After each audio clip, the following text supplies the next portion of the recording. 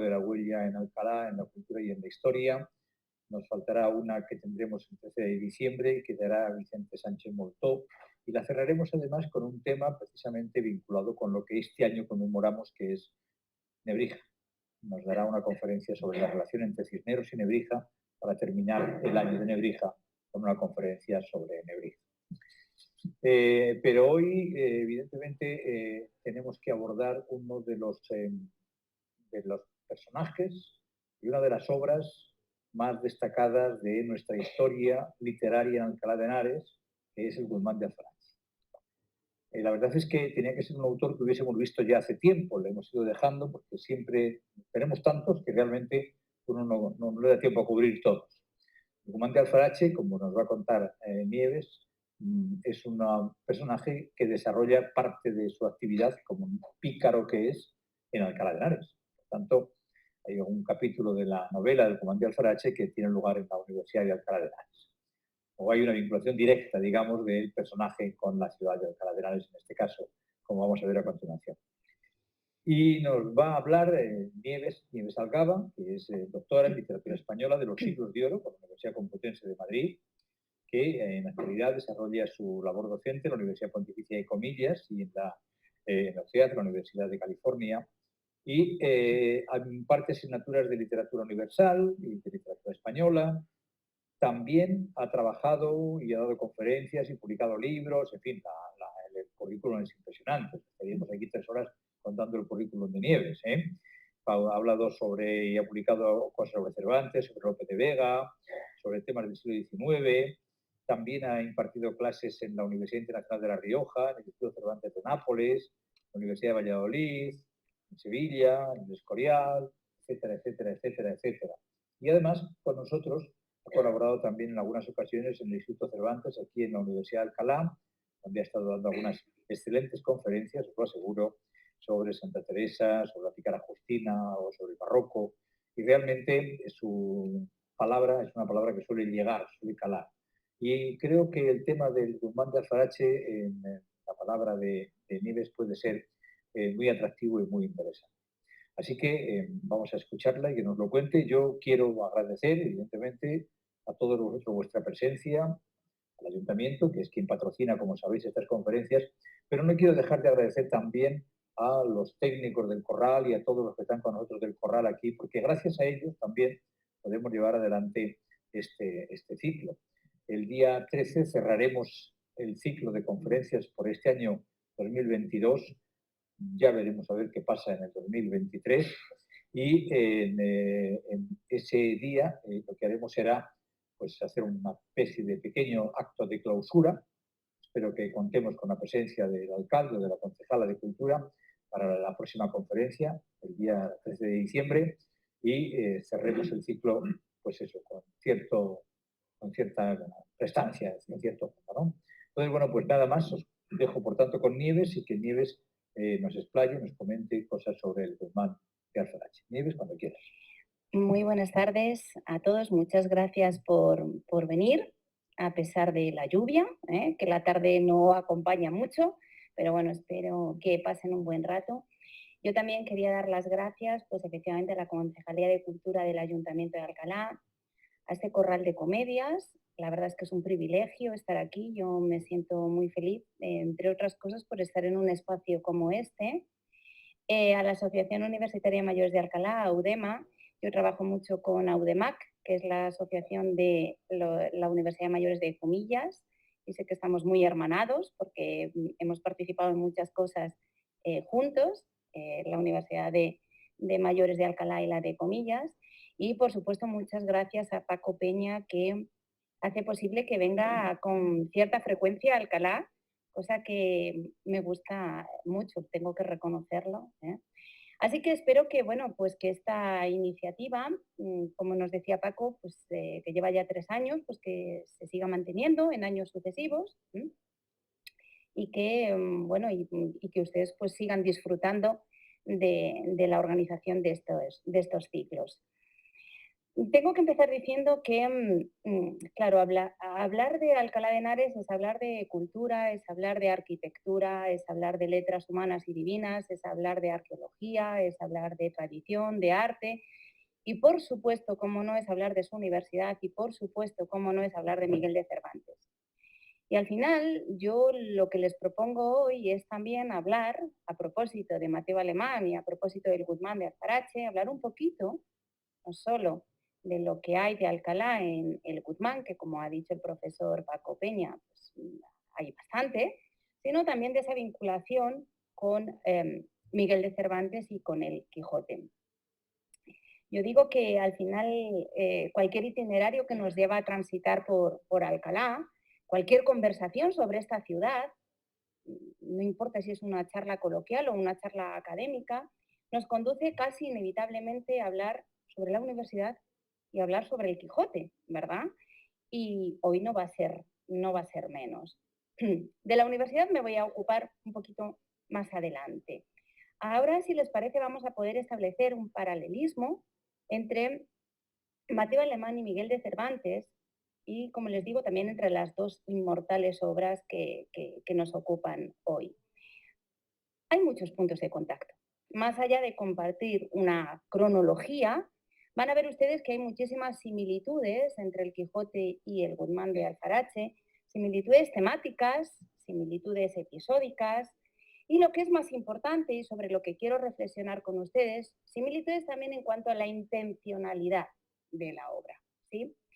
Si les parece, vamos a empezar por algo que, bueno, nos va a permitir empezar a establecer el paralelo, como son los datos biográficos.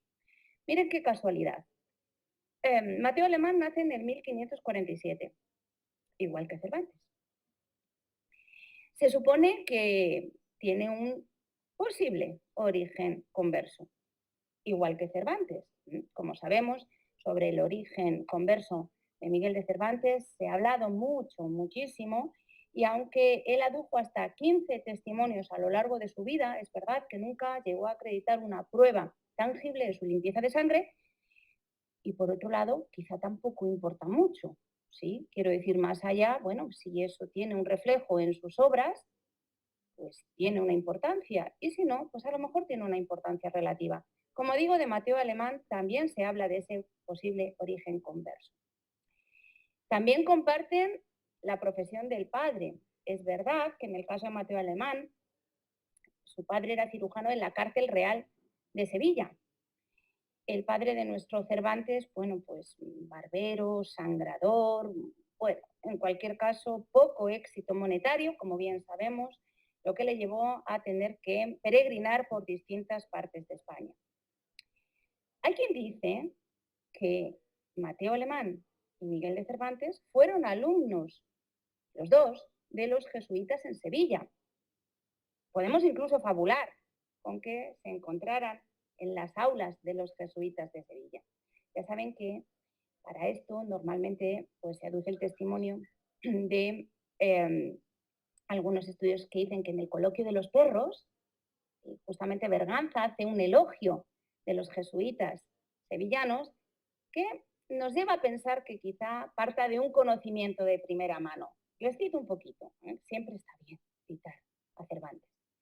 Dice Berganza: recibí gusto de ver el amor, el término, la solicitud y la industria con que aquellos benditos padres y maestros enseñaban a aquellos niños enderezando las tiernas varas de su juventud, porque no torciesen el camino de la virtud que juntamente con las letras mostraban. ¿Quién sabe si se encontraron en las aulas de esos maestros jesuitas en Sevilla? Y Alemán, como Cervantes, visitó la cárcel en varias ocasiones, también por cuentas mal hechas, por deudas. Está claro que la España del momento no sustentaba a los escritores, aunque estos fueran de éxito, como vamos a ver ahora. Diferencias, para terminar un poquito con estos datos biográficos sobre Mateo Alemán. Pues claro, también las hay. Mateo Alemán nació en Sevilla, nuestro Miguel de Cervantes en Alcalá, aunque alguien se empeñe en lo contrario. Alemán fue amigo de Lope, Cervantes lo fue al principio, luego ya saben que vinieron las enemistades, en fin, la mano negra que obstaculizaba que Cervantes tuviera algún reconocimiento. Lope de Vega, puede ser, hay que pensar que, como decía Francisco Rico, cuando Cervantes publica la primera parte del Quijote en el 1605, ya se ha dado a conocer la obra, como saben, en el 1604, sobre esto hablaremos ahora, tenemos a un Cervantes de 57 años que solo ha publicado la Galatea. Rico decía que Cervantes era un cadáver literario. Nadie le echaba cuenta, que se dice, nadie pensaba en él. Entonces, claro, la publicación del Quijote les pilló con el pie cambiado y a Lope más que a ninguno. Sin embargo, Mateo Alemán fue buen amigo de Lope, por eso hablo de estas diferencias. Mateo Alemán marchó a México en el 1608 y de hecho murió en México en el año 1614. Y como saben, Cervantes sufrió una decepción más porque en torno al 1590 él también quiso marcharse a las Indias, pero su solicitud quedó sin respuesta. Y también hay una gran diferencia, grande diferencia entre los dos ingenios en cuanto a los géneros que cultivaron uno y otro.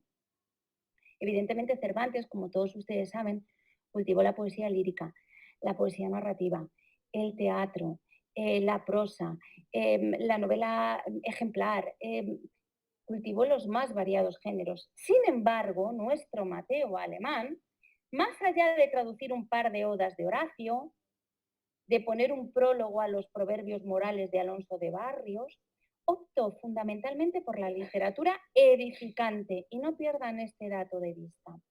Escribió una vida de San Antonio de Padua, los sucesos de Fray García Guerra, era un arzobispo de México, y optó por el didactismo. Escribió una ortografía castellana que publicó en México en el año 1609 y publicó, por supuesto, su Guzmán de Alfarache en dos partes, El Quijote, 1599-1604. Claro, junto con El Lazarillo es probablemente la novela picaresca más famosa, también con permiso de la pícara Justina, ¿sí? Pero también en ese Guzmán de Alfarache, como vamos a tener ocasión de ver, hay mucho de didactismo y hay mucho de literatura edificante. Y siguiendo un poco con las similitudes, como comentaba antes, las dos obras depararon a sus creadores un gran éxito. No bienestar económico, nadie se hacía rico en esa época, ni siquiera Lope, Bueno, Lope, pues vivía, no es poco, de lo que escribía, pero desde luego no era fácil hacerse rico. Quizá lo que no saben, no lo sé, es que en su momento el Guzmán tuvo todavía más éxito que el Quijote. Tuvo más éxito que el Quijote. Miren, cuando se edita la primera parte del Quijote en el año 1605, contamos en ese año con 5 ediciones más. Otra que sale de la imprenta de las planchas de Juan de la Cuesta, 2 furtivas en Lisboa y 2 en Valencia.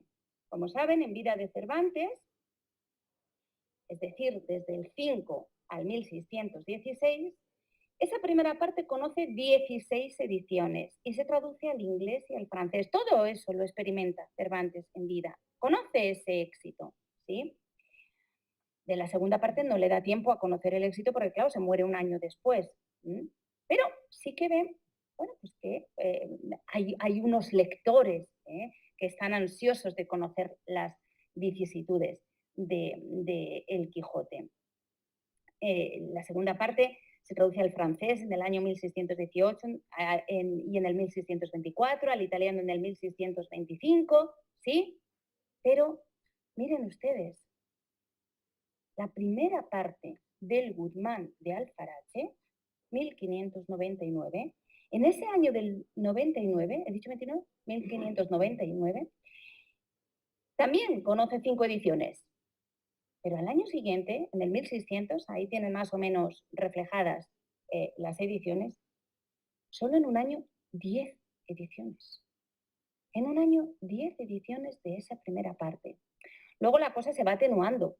Pero claro, Ya hemos visto, en solo 2 años, 15 ediciones. Ojo, publicar no era tan fácil y lectores tampoco había tantos. No estamos en el siglo XXI. Sin embargo, bueno, ahí tienen también las de la segunda parte, son menos, pero son menos, también hay que verlo con perspectiva, porque lógicamente lo normal es que a partir del 1604 lo que se edite sean las dos partes juntas.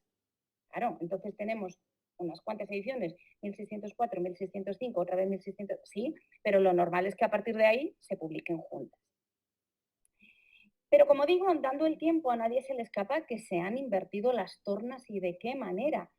En el siglo pasado, hacia los años 70 del siglo XX, Martín de Riquer comentaba lo siguiente. Decía del Quijote que en su lengua original el Quijote se imprimió, esto es cita literal, unas 30 veces en el siglo XVII, unas 40 en el siglo XVIII, unas 200 en el XIX y en lo que iba de siglo XX, hasta los años 70, un promedio de 3 veces al año. Y que, por supuesto, se había traducido a todos los idiomas conocidos. Y yo les pregunto, ¿y ahora quién lee el Guzmán? ¿Y ahora quién conoce el Guzmán?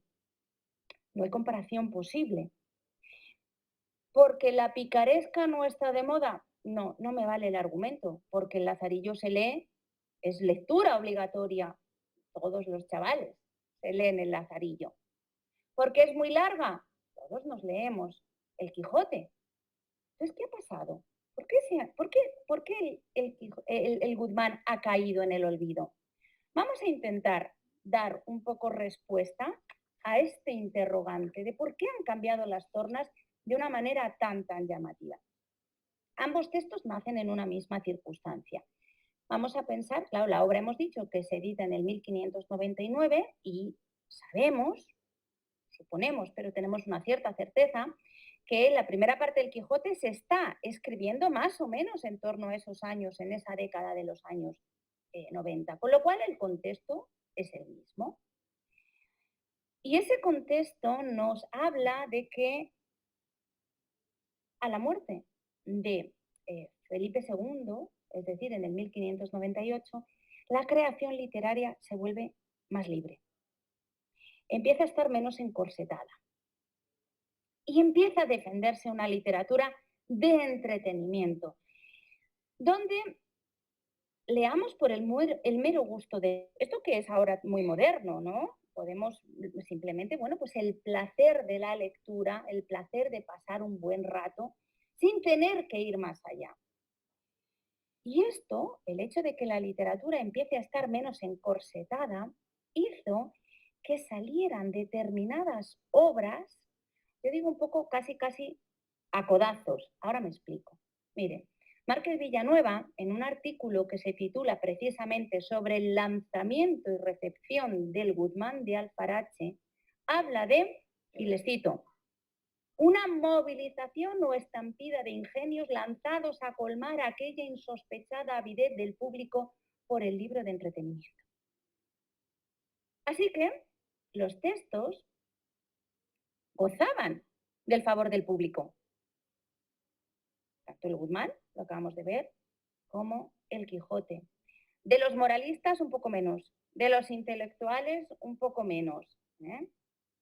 Pero a los ingenios, a los escritores, no les interesaba solo gozar de la lectura de una masa popular. Ellos querían también, digamos, el parabién, el respaldo, el respeto de los intelectuales, ¿sí? Entonces, muchas veces intentan hacer un poco equilibrios en el alambre entre una cosa y la otra, satisfacer a unos y a otros.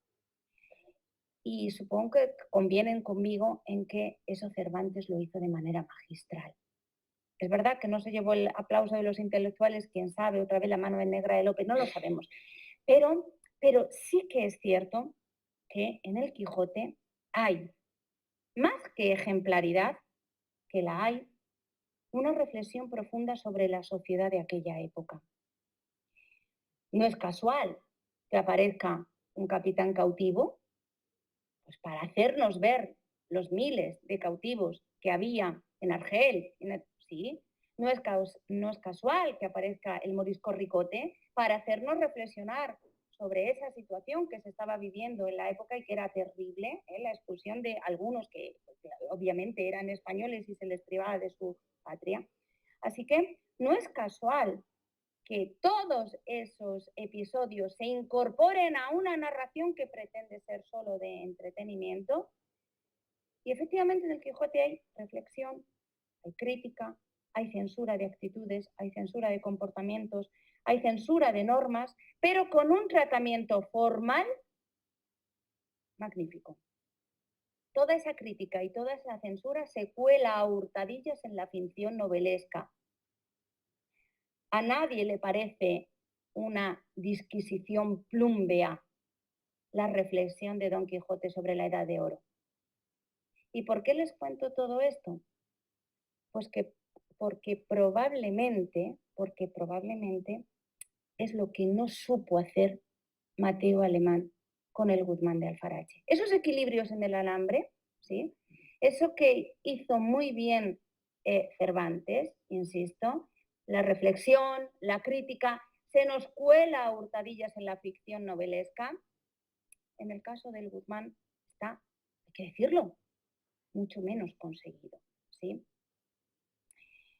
Así que la obra que curiosamente se postula como ejemplo de literatura de esparcimiento, al final tiene una gran dosis de ejemplaridad, tiene una gran dosis de didactismo. Por eso les decía antes cuando hablaba de las obras de Mateo Alemán, que fue un hombre que cultivó bastante el didactismo.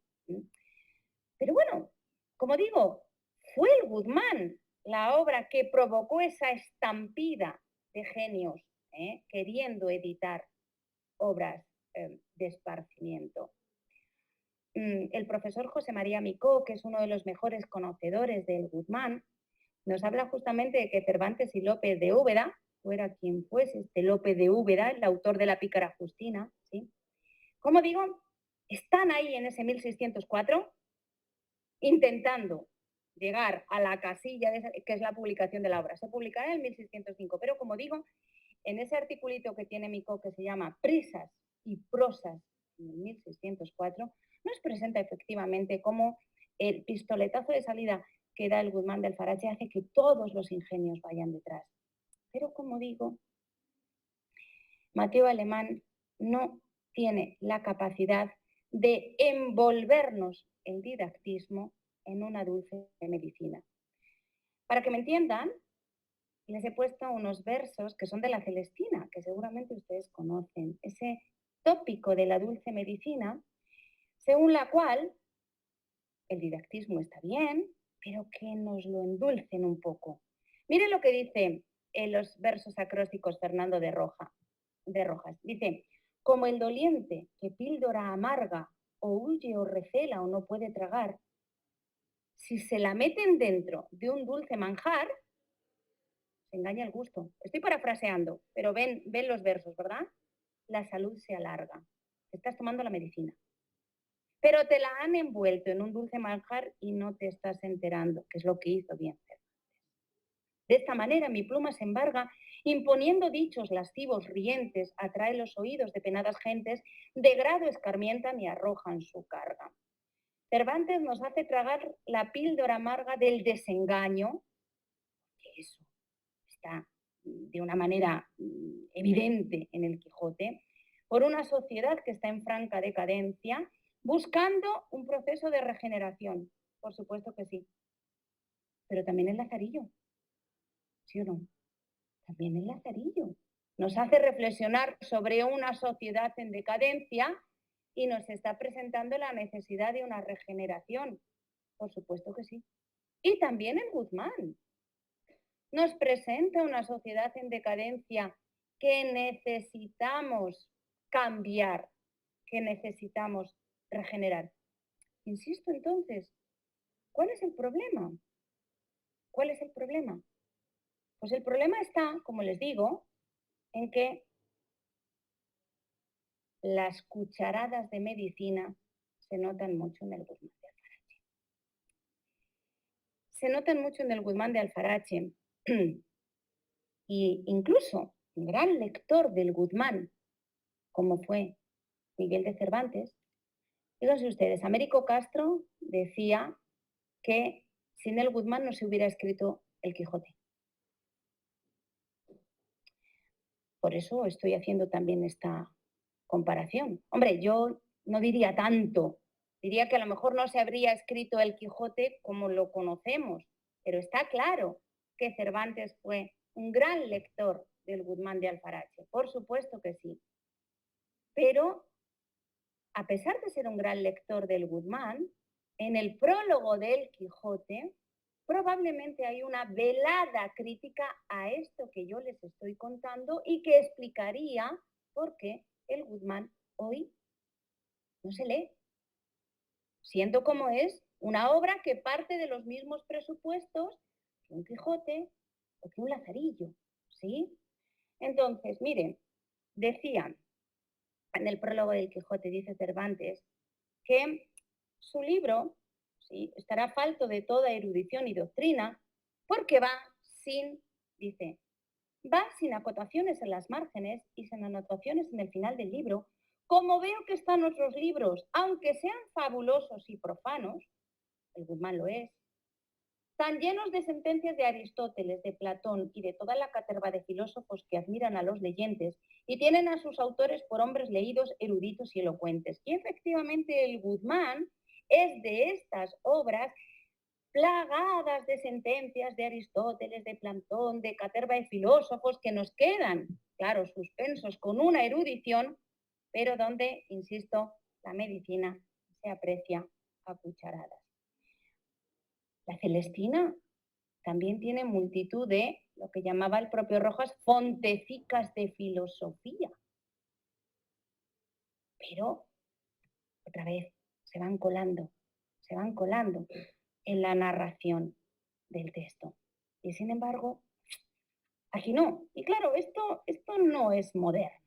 Esto no es moderno. Esto no gusta tanto a día de hoy.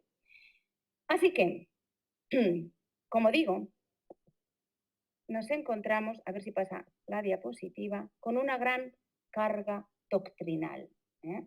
Con una carga doctrinal, a veces, insisto, no quiero ser tampoco injusta, yo les voy a contar muchas cosas divertidas del Guzmán, porque las tiene, pero estoy empezando por explicar por qué yo creo, es una opinión que yo creo que no está muy desencaminada, porque a pesar de ese éxito inicial tan apabullante, hoy en día se ha quedado en una vía muerta, ¿sí? Pero veremos también lo que tiene de divertido, que lo tiene. Pero como digo, la carga doctrinal es más que evidente. Es una novela picaresca.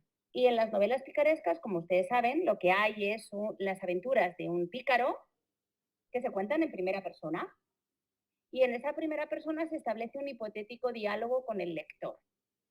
Entonces Guzmán habla con nosotros, ¿sí?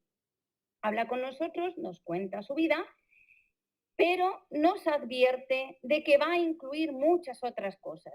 Y nos dice, ya te prevengo para que me dejes o te armes de paciencia. Así nos lo dice. Ya te prevengo que aquí va a haber mucha disertación, va a haber mucha disquisición filosófica, va a haber mucha carga doctrinal, va a haber mucha fontecica de filosofía, así que ármate de paciencia. Y en algunos casos también nos dice Mateo Alemán, por boca de Guzmán, larga digresión he hecho, y enojosa, nos dice el mismo, sabe que a veces se pasa un poco de más. Así que armémonos de paciencia para escuchar al pícaro disertar sobre los más variados temas.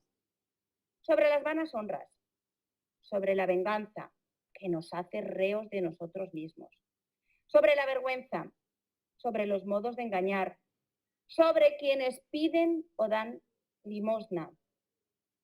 A este propósito, por ejemplo, la reflexión es válida hoy en día, porque nos dice que cuando damos limosna no tenemos que dar lo que nos sobra. Lo que ofrecieres, lo mejor ha de ser. Tienes que dar mejor que tengas, porque si no lo que buscas es no ayudar al otro, sino sentirte bien contigo mismo, ¿sí? Aun a riesgo de ser yo también un poco enojosa, les voy a poner algunos ejemplos de esa carga doctrinal.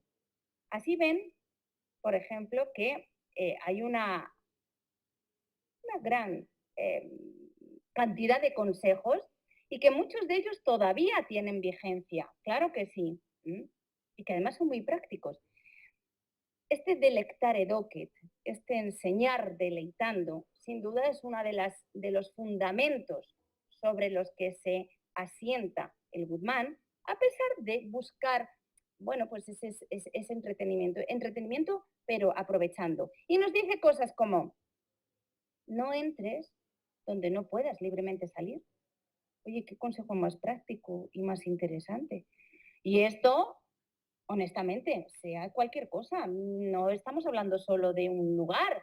Estamos hablando, yo qué sé, de una relación, de cualquier cosa. No entres donde libremente no puedas salir. No te pongas en peligro que temas. No te sobre que te quiten. No te sobren cosas que despiertes en los demás el gusto de robarte. Ni te falte para que pidas. Tampoco que te falte para que te veas pobre. Vístete en invierno de cosa que te abrigue. Pues mira, no está mal. Bueno, o sea, la practicidad, bueno, bien. Así es el Guzmán, con estas pildorillas, ¿no? Incluso ya digo que se pueden, que son atemporales, claro que sí. Dice, y en verano, vístete de algo que te cubra, no andando deshonesto ni sobrado. A ver si vas a ir desnudo por la calle. Come con que vivas, que fuera de lo necesario es todo superfluo. Ahí están las fontecicas de filosofía. Esta idea de no es más feliz quien más tiene, sino quien menos ambiciona. ¿Sí? Y todo esto entreverado pues, con la biografía de Guzmán. ¿Se aprecia la dulce medicina? ¿Se va notando? ¿Sí? Nos va contando, por ejemplo, si lo que queremos es una regeneración social, se va haciendo, por ejemplo, un repaso de los más variados oficios de esa sociedad en franca decadencia. Y no hay oficio que se libre.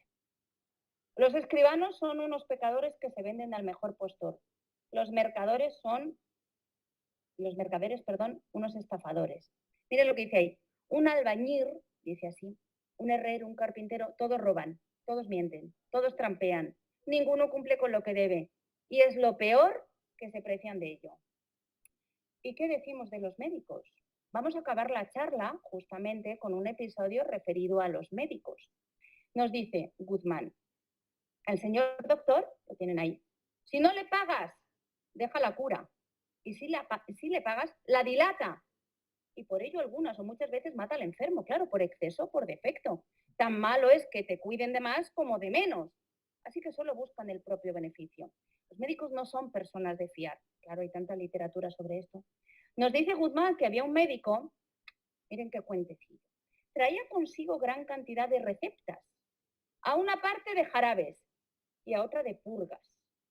Y cuando visitaba a algún enfermo, conforme al beneficio que le había de hacer, es decir, lo que iba a recibir el médico, metía la mano y la metía en la derecha o en la izquierda, sacaba una diciendo primero entre sí, Dios te la depare buena. Y así le daba lo primero que encontraba. Que le hacía falta purga, lo que saliera, ¿vale? Así que el hombre más o menos se santiguaba y decía, pues esto ya lo dejamos en las manos de Dios. Claro, recobrar la salud en estas circunstancias era prácticamente milagroso. Tiene gracia. El delectare docet. Divertir, entretener, enseñando, haciéndonos reflexionar. ¿Sí? En todo esto no pueden faltar las alusiones a los venteros y, por supuesto, no pueden faltar las alusiones escatológicas. Estamos con la picaresca, nos tenemos que preparar para ello. Y además es que, claro, la escatología era una manera de comicidad también, como ustedes saben. Así que nos encontramos con que la primera venta que visita a Guzmán, ¿sí?, le hacen una tortilla con unos huevos que no es que estén pasados, sino que, dice, verdaderamente sentía crujir entre los dientes los tiernecitos huesos de los sin ventura pollos. Los huevos estaban empollados. De resultas de lo cual, evidentemente, el fin de la comida también lo tienen ahí, como a mujer preñada me iban y venían eruptaciones del estómago a la boca hasta que de todo punto no me quedó cosa en el cuerpo, claro. Pero Guzmán siempre se acordará de aquellos huevos que se comió masticando los huesecillos. En fin, así que por eso decía, no quiero ser injusta tampoco y decirles medicina, medicina, medicina. Sí, también tiene su gracia el Guzmán, claro que sí. Pero es que el propio Mateo Alemán insistió mucho en que entendiéramos su obra con esa carga doctrinal. Miren lo que les digo. Ven la portada, pone vida y hechos del pícaro Guzmán de Alfarache, atalaya de la vida humana. Atalaya de la vida humana. Si nosotros buscamos en el diccionario de la Real Academia, el atalaya es el hombre destinado a registrar desde la atalaya y avisarnos de lo que se descubre. Así que, ¿cuál es la atalaya de la atalaya? ¿Cuál es ese lugar preeminente? En el caso de la picaresca es justamente la vida del pícaro. La vida del pícaro es ese lugar elevado que nos permite, que nos advierte de los peligros que nos acechan, de los peligros que nos circundan, porque los pícaros, otra cosa no, pero tienen un gran conocimiento de la condición humana, ¿sí o no? Así que a Mateo Alemán le enfadó muchísimo que ya en la segunda parte de El Guzmán de Alfarache la obra se conociera como El Pícaro, porque él quería que se conociera como El Atalaya. Dice, esto propio le sucedió a este mi pobre libro, que habiéndolo intitulado Atalaya de la vida humana, dieron en llamarle Pícaro y no se conoce ya por otro nombre. Así que, como digo, él quería que advirtiéramos que esto era una obra reflexiva y que nos avisaba ese pícaro desde la atalaya de su vida, todo como hacía Lazarillo, ¿sí? Así que el pícaro, como tantas veces, se presenta como un exemplum est contraris, es decir, un ejemplo a no seguir. Un aviso, su vida es un aviso, sí, pero de lo que no debe hacerse. En este sentido, siempre me ha gustado mucho uno de los poemas preliminares con que se editó la obra, que es un poema escrito por Hernando de Soto, contador de la Casa de Castilla. Y el poema, se lo he reproducido también, dice así: tiene este libro discreto dos cosas grandes que son pícaro con discreción. Ahora vamos con ello. Y autor de grave sujeto. El tema no es cualquier cosa. El sujeto es grave, el tema es de importancia. En él se ha de discernir que con un vivir tan vario enseña por su contrario. ¿Ven? El exemplum est contraris. Enseña por su contrario la forma de bien vivir. Y pues se ha de conocer que en ella sola ha de amar. Lo que tenemos a amar es la forma de buen vivir, una vida acorde con las reglas sociales, ¿sí?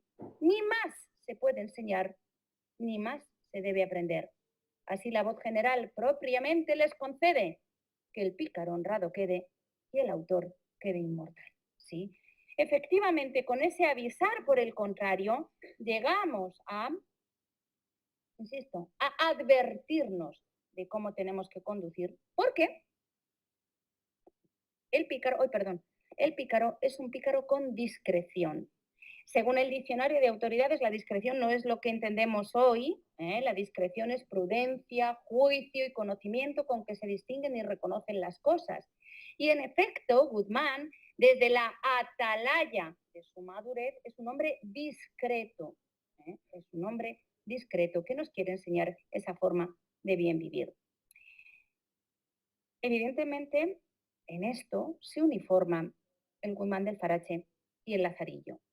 Para que ustedes conozcan un poquito más el argumento, si les parece una pequeñita comparación entre el Guzmán de Alfarache y el Lazarillo, y así entendemos un poco más qué argumentos hay en el Guzmán. Miren, las dos obras, el Guzmán y el Lazarillo, se uniforman en algunas cosas, en presentarse como, bueno, pues como alguien que ya desde su madurez puede ver la vida con otros ojos, sí, pero las obras son distintas en los orígenes. Todos sabemos por qué Lázaro sale de su casa, ¿sí? Todos sabemos cuáles son sus orígenes. Todos sabemos que su padre, su madre, el padrastro, verdaderamente acaban siendo, bueno, pues condenados por hurtos. En el caso del Guzmán, Guzmán es el hijo de una mujer que está mancebada con un hombre mayor y con ciertos posibles, ¿sí? Y esa mujer engaña al hombre, al señor mayor, con el padre de Guzmán.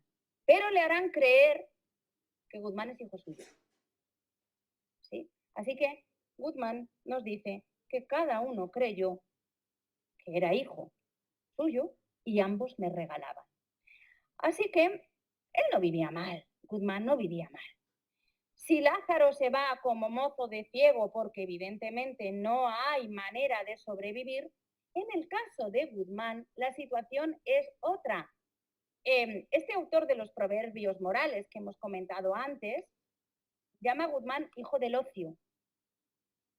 Hijo del ocio. Y el ocio no lleva nada bueno, ¿sí o no? Y Guzmán nos dice que salió a ver mundo. Ya ven que es muy distinto por lo que sale Lázaro y por lo que sale Guzmán. También es distinto la extensión geográfica de uno y otro.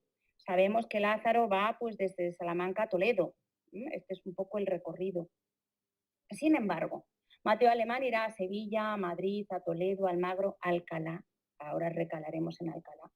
Pero también a Italia, Florencia, Siena, Bolonia, Milán, Génova, probablemente mostrando la universalidad del mensaje. Es decir, que picaresca había en todas partes. Tampoco pensemos que la picaresca es solo privativo de la sociedad española. Si las dos obras difieren en sus principios, convergen en los finales en cuanto a la reflexión última. Pero mientras que tenemos en Toledo a Lazarillo arrimado a los buenos y queriendo ser uno de ellos, cuando acaba el Guzmán, aunque se nos anuncia otra parte, que nunca se llegó a escribir, le tenemos condenado a galeras por hurto, ¿sí?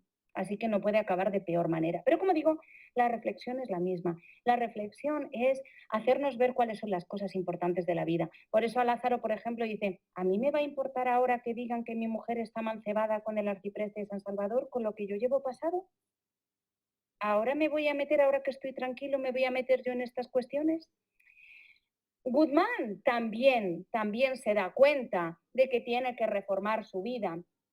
Y Guzmán nos presenta que es consciente de que, por ejemplo, aunque al final, cuando ya está condenado a galeras, le acaban acusando de un robo que no ha cometido, dice, tienen ahí la cita, palabra no repliqué ni la tuve, porque aunque la dijera del Evangelio, pronunciada por mi boca, no le habían de dar más crédito que a Mahoma. Ya nadie le cree. Pero ha aprendido. Y eso es lo que quiere que nosotros hagamos, que escarmentemos en cabeza ajena. Dice, verdaderamente, ya estaba tan diferente del que fui, que antes creyera dejarme hacer 100.000 pedazos que cometer el más ligero crimen del mundo. Ha aprendido. Los dos han aprendido a golpes, pero tenemos que decir que en el caso de Guzmán tiene más delito, porque Guzmán sí que encuentra buenos amos en su camino, un cardenal, un embajador, hasta un cocinero. Y es más, Guzmán accede a la educación. ¿Dónde? En Alcalá de Henares. Claro que sí.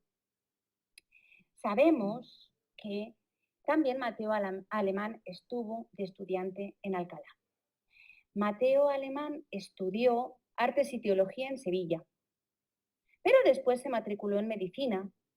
En torno a los años 1566, 67, 68, más o menos, se matriculó en medicina en la Universidad de Alcalá. No parece que terminara los estudios porque su padre murió y tuvo que regresar a Sevilla. Pero sí que es importante saber que lo que nos cuenta de Alcalá y lo que nos cuenta de la universidad lo vivió de primera mano. No lo está inventando, no está fabulando. Nos lo tenemos que imaginar por aquí como estudiante. Así que hemos de considerar sinceros esos elogios de Alcalá, como ahí tienen el lugar, el más gracioso y apacible de cuantos había visto después de que Italia salí. Habla de aquella fresquísima ribera, la ribera de Henares, de su mucha y buena provisión, de tantos agudísimos ingenios y de otros muchos entretenimientos. Así que tenemos a Guzmán que se quiere graduar de Artes y Teología. Él nos dice muy sinceramente que no tiene vocación. No tiene vocación, pero dice, bueno, a lo mejor incluso órdenes menores para tener cierta tranquilidad económica. Oye, como tantos. ¿Eh? Dice, determinábame a ser bueno, cansábame a dos pasos. Vime desamparado de todo humano remedio, púseme a considerar, ¿qué tengo ya de hacer para comer? No hallé otro medio mejor que acogerme a sagrado y díjeme, yo tengo letras humanas, quiero valerme de ellas, oyendo en Alcalá de Henares, pues la tengo en la puerta, unas pocas de artes y teología, unas pocas de artes y teología. Con esto me graduaré, es como el cuento de la lechera, que podría ser tener talento para un púlpito y siendo de misa y buen predicador tendré cierta la comida y a todo faltar meteréme fraile, donde la hallaré cierta, donde hallaré la comida cierta. Así que, bueno, pues a partir de aquí tenemos a Guzmán por las calles de Alcalá, viviendo la vida de estudiante universitario, viviendo desde las dificultades de ser estudiante universitario hasta los ratos de pasatiempo y de burla. Y la información que nos da Mateo Alemán en este sentido verdaderamente es muy valiosa, incluso casi desde el punto de vista sociológico. Nos habla de la indisciplina con la que se conducían muchos jóvenes. Bueno, pues eran jóvenes, muy jóvenes, ¿no? Y entonces, ¿cómo se divertían? Haciendo travesuras con alguna bulla de amigos. ¿Qué fiesta o regocijo se iguala con un correr de un pastel, rodar un melón y volar una tabla de turrón? Correr, rodar y volar son ahí sinónimos de robar. Bueno, pues los estudiantes se dedicaban a esas cosas. Nos habla también de que salían a rotular grafitis, claro, en el Almagre. Esto es lo que llamaban los grafitis, ¿sí? Salían a dar una matraca, que era para las novatadas. Al final era reírse de los novatos.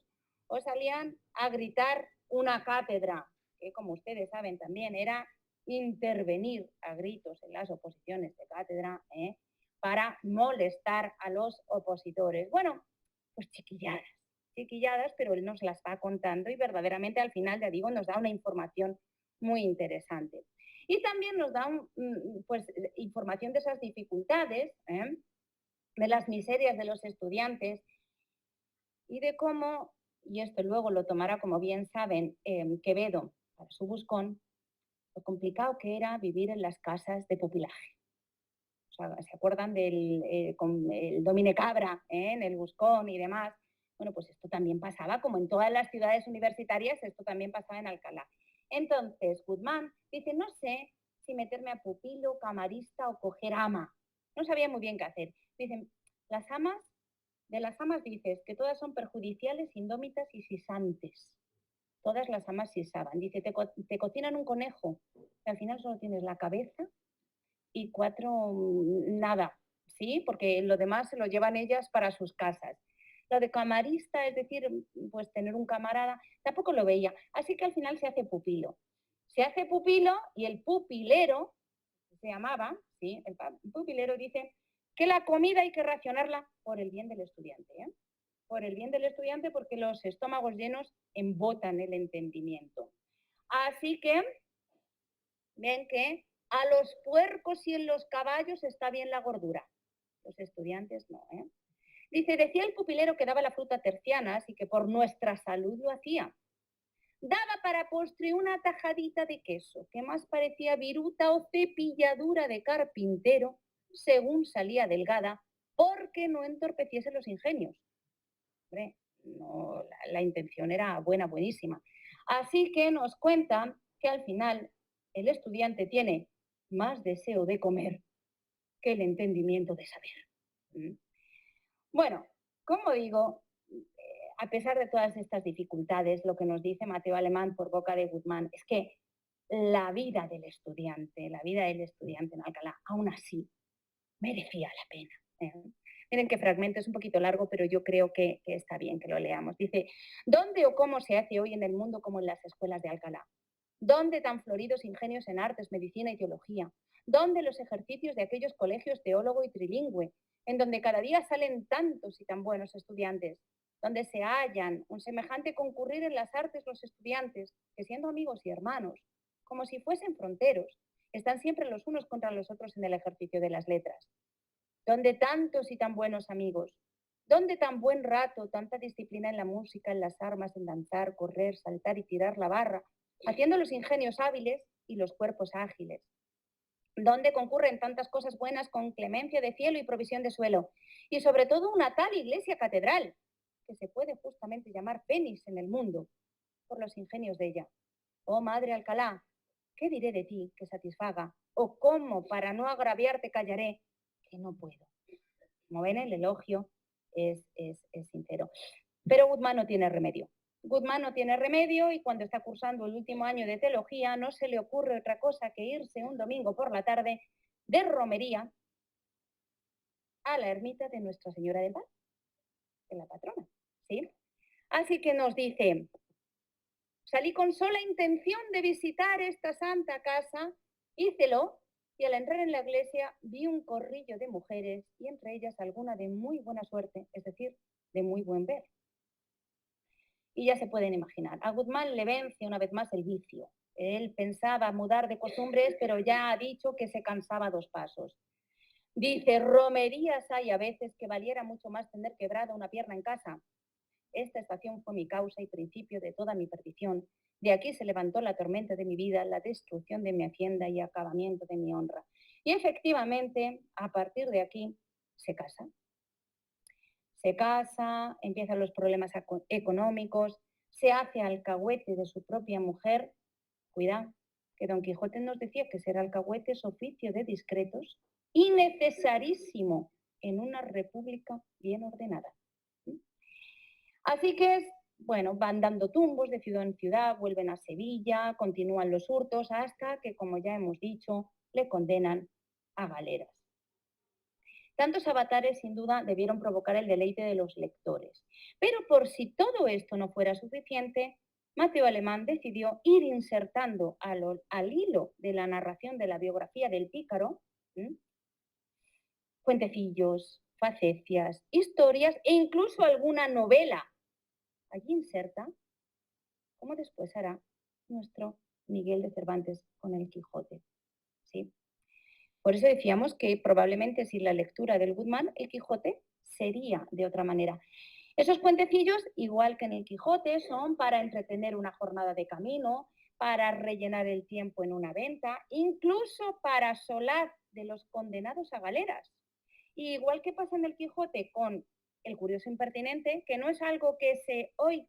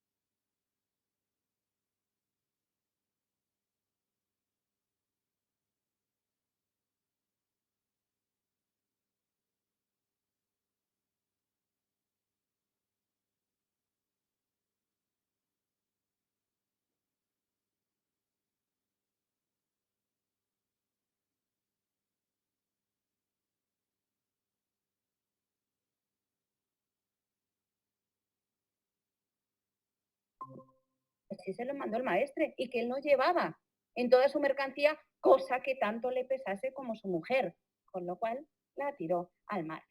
Hay muchas, en todo este batiburrillo de cosas, porque efectivamente estos libros al final son un centón de cosas, muchas cosas, que todavía nos provocan risa y que todavía tienen vigencia. Les cuento, el famoso arancel de necedades que luego amplió Quevedo. Quiero decir que Mateo Alemán, un eslabón de la tradición, él toma de la tradición y él a su vez permite que la tradición continúe. Entonces, miren, este arancel de las necedades nos cuenta cómo hay que imponer penas a quien haga determinadas cosas.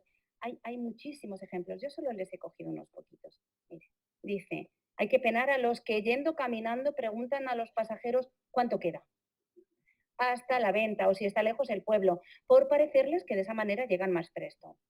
Hay que penar a los que orinando hacen señales con la orina, pintando en las paredes o dibujando en el suelo.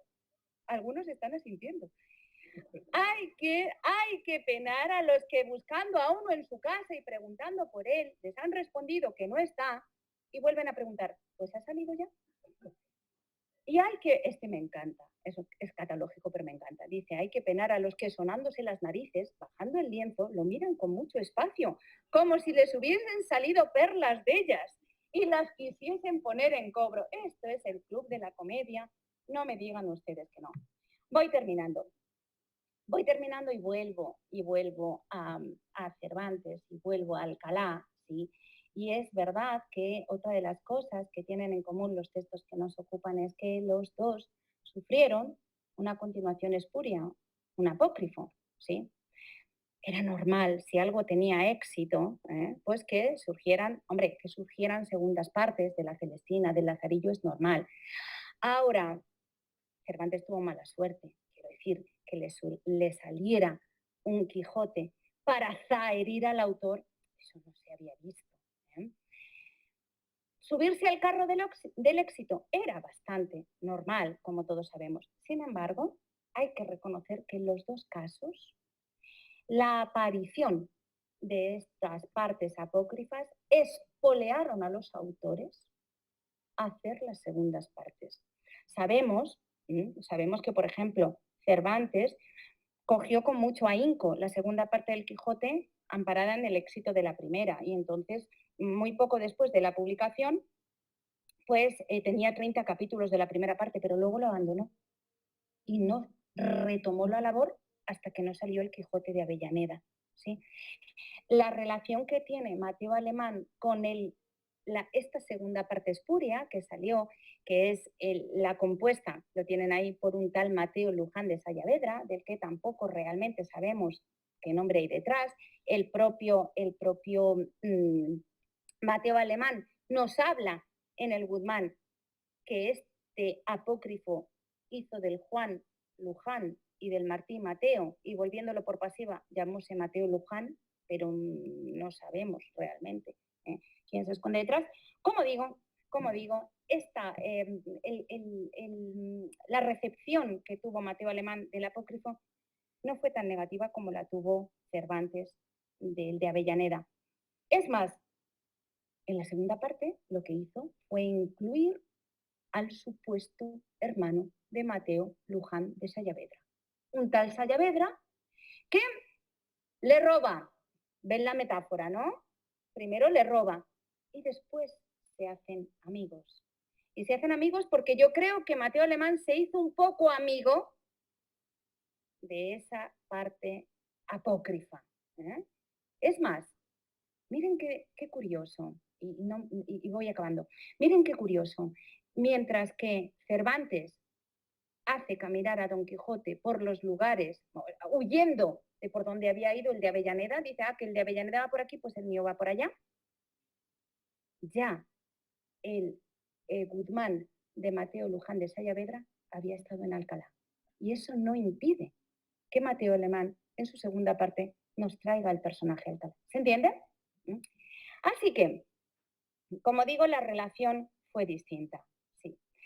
Termino entonces termino diciendo que si hemos detallado los puntos coincidentes que se aprecian en las dos obras, tenemos que concluir que los dos textos se erigen en una metáfora del desengaño barroco. Los dos textos son una metáfora de ese tiempo que tocó vivir a esos autores. Don Quijote se presenta como un trasunto de Cervantes, es evidente, anhela un ideal de vida imposible de recuperar. Las leyes de caballería imponían honestidad, defensa de los débiles, meritocracia por encima de la nobleza de sangre, grandeza de ánimo, generosidad, ¿sí? Valores que Don Quijote quiere llevar por bandera, sí, pero que se va dando de bruces con una realidad que no permite volver a instaurar esos ideales. Por eso se muere de melancolía, cosa que no entiende Sancho, como ustedes saben, ¿sí? Magnífica esa frase en la que Sancho le dice: la mayor locura que puede hacer un hombre en esta vida es dejarse morir sin más ni más, sin que nadie le mate ni otras manos le acaben que las de la melancolía. Y en la misma línea, cuando leemos el Guzmán, nos damos cuenta de la descarnada crítica que encierra también una obra donde no hay un pícaro, hay una sociedad regida por la picaresca. El amigo no es amigo, busca el modo de aprovecharse. El ventero siempre es fraudulento, las mujeres siempre engañan, los mercaderes y prestamistas hurtan por sistema, los médicos solo pretenden su propio beneficio, abogados, jueces y fiscales están corrompidos, no hay ética, no hay moral. ¿Puede haber más desengaño que mostrar una sociedad en la que solo sobrevive el que engaña más y mejor? Así las cosas, ¿cómo no iba a acabar con la melancolía Don Quijote? Si él era justo lo contrario y decía: mis intenciones siempre las enderezo a buenos fines, que es hacer bien a todos y mal a ninguno. Don Quijote, como Guzmán, como el positivo y el negativo de una misma imagen, nos muestran que en aquella sociedad viciada o engañas o te engañan, o robas o te roban, o te burlas o serás burlado. Los pícaros lo aprenden desde pequeños y por eso sobreviven. Pero don Alonso Quijano, el bueno, se resiste, se defiende con sus armas, que no son la lanza y la daga antigua, sino los hechos y palabras. Y por eso, después de declarar a los duques aquello de que sus intenciones todas las endereza a buenos fines, acaba diciendo: si el que de esto trata merece ser llamado bobo, díganlo vuestras grandezas. Grandísimo desengaño. Muchas gracias.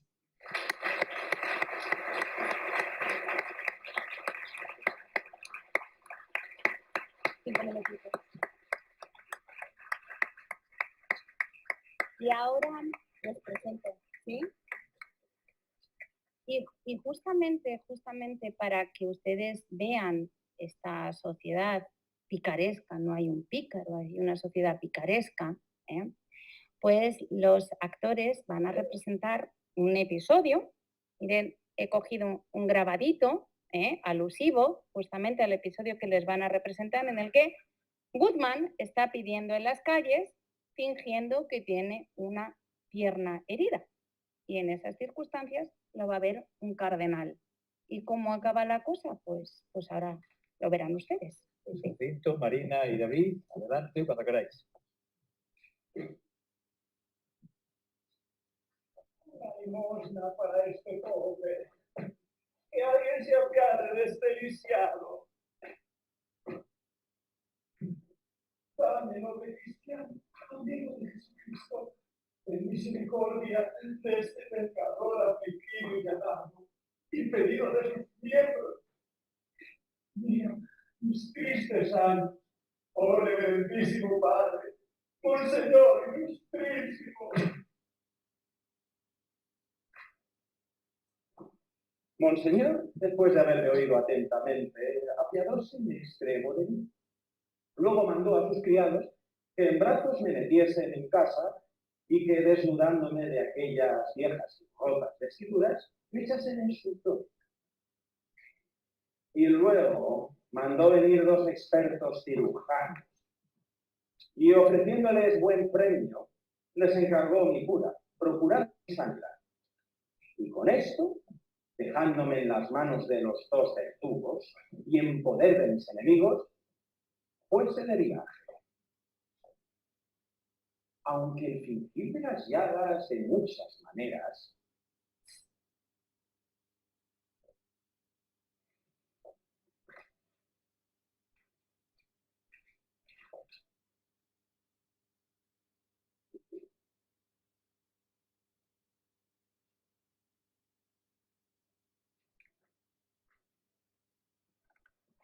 las que tenía entonces era con cierta hierba que las hacía de tan mal parecer que a quien las viera parecieran incurables y necesitadas de grande remedio, teniéndolas por cosa cancelada.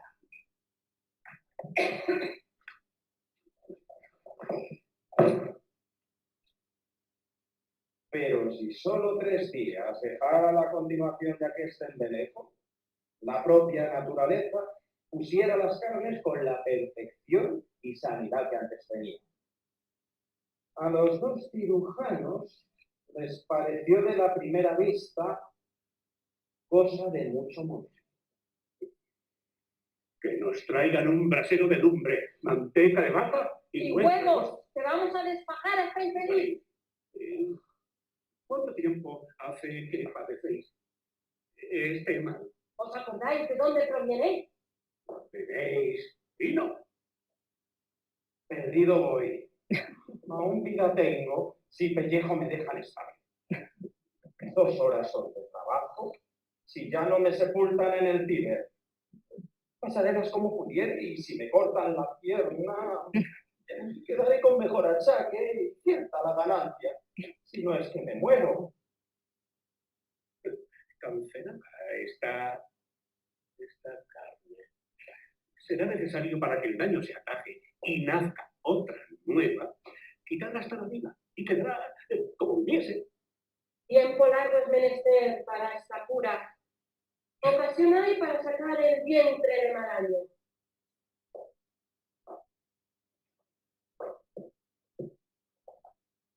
Señor doctor, no creo que vuestra merced tiene perfil esa enfermedad. No me maravillo por curarse a pocas veces semejantes, y así pocos las conocen. Pues quiero que sepa que tengo descubierto un gran secreto. ¿Qué? Por mi vida. Yo diré a vuestra merced, este es un grandísimo poltrón. Las llagas que tiene son fingidas. Porque además, si lo dejamos, el bien se nos va de las manos con la honra del provecho. Si lo queremos curar, no tenemos de qué y se reirá de nuestra ignorancia. Y si de una u otra manera se puede hacer el bien de ello, será lo mejor decir al cardenal el caso, como pasa. No, señor, por ahora no conviene. Menos mal es que para que con este, que es un pícaro, quedemos con poca opinión que dejar de gozar tan fina ocasión. No nos demos por entendidos. Antes lo iremos curando con medicamentos que entretengan. Y si fuera necesario, aplicándole corrosivos que le coman de la carne sana, en que nos ocupemos algunos días. No sé. Que para eso mejor sería, desde luego, comenzar con el fuego, cauterizando el estado. Señores,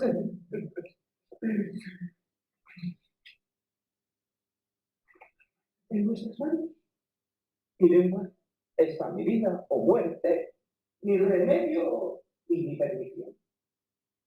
De mi mal no se os puede seguir bien, y de mi bien está cierto el provecho y la reputación.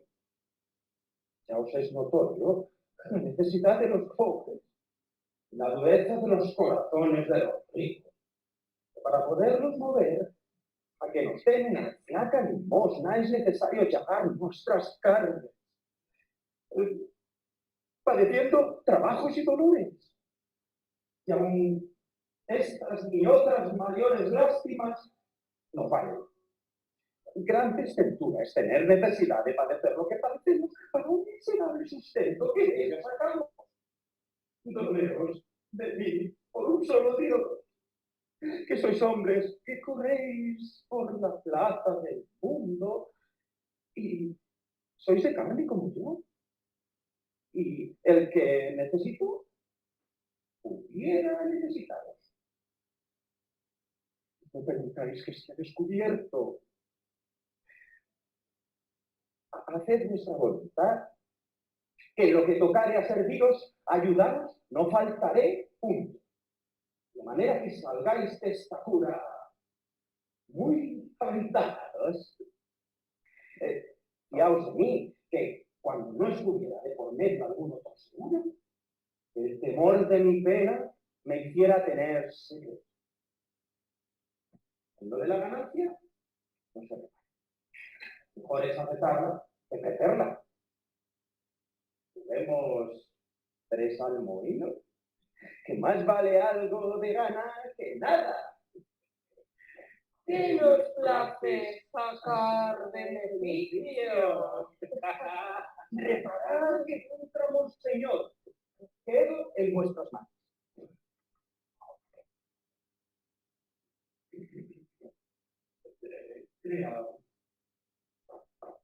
Crea vuestra señoría ilustrísima que la enfermedad de este mozuelo es grave y necesariamente se anda en grandes perezas. Porque en muchas partes del cuerpo y el daño están arraigados los medicamentos. Es imposible estar sin largo transcurso de tiempo. Estoy confiado y si alguna duda felicito que ha de quedar sana y bueno mediante la voluntad de Dios nuestro Señor y proveyendo de esos hijos todo lo necesario. Si este mozuelo no cayera en las piadosas manos de vuestra señoría ilustrísima, dentro de pocos días acabara de corromperse y muriera.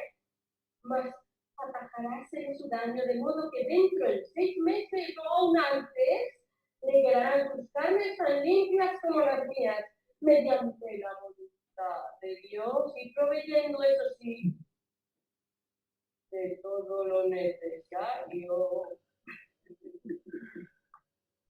Y fue así como sané la enfermedad, servido como un príncipe por la misericordia de Monseñor.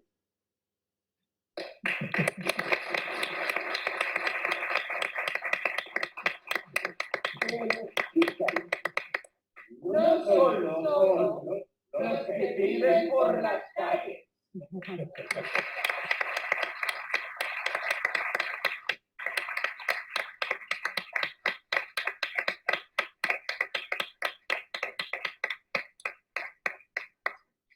Muy bien, pues después de esta espléndida conferencia y esta magnífica interpretación, quedamos emplazados para el mes de diciembre, para la próxima conferencia, y nos vemos entonces aquí para hablar de Nebrija y Cisneros.